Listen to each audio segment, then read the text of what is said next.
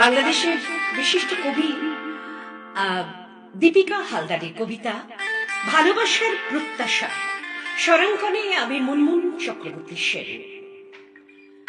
হৃদয়ে ভরে তোমার গানে ভেজায় মন সুরতানে, উদাস নয়ন পথের পানে আশার আলো ছড়ায় প্রাণে।